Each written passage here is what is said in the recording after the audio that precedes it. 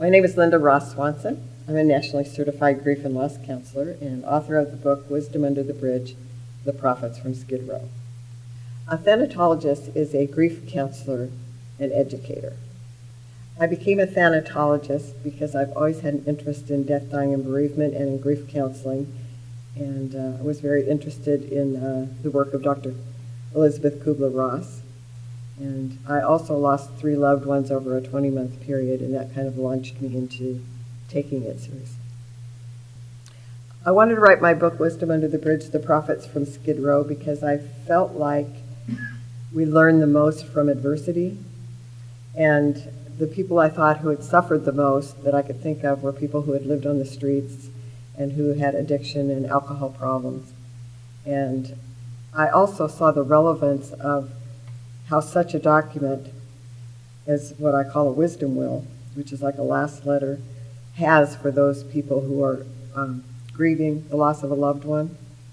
These letters become talesmen after the person dies and can be very comforting. A wisdom will is a legacy letter encapsulating people's wisdom, their life experiences, what they've learned from adversity, who their mentors were, their values, their beliefs, their blessings, how they want to be remembered, things they want to pass on to their loved ones and community after they're gone.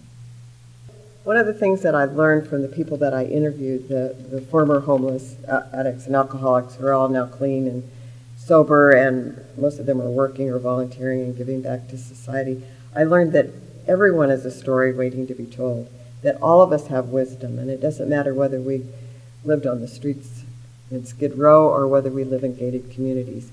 Every single person has wisdom to share, whether they realize it or not. And I think the art of reflection brings that out.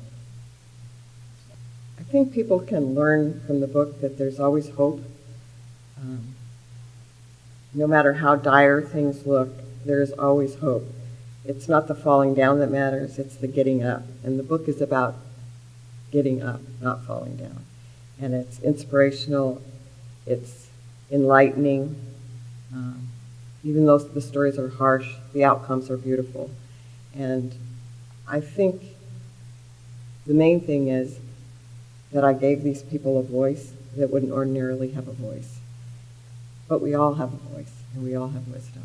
And it's important to document it.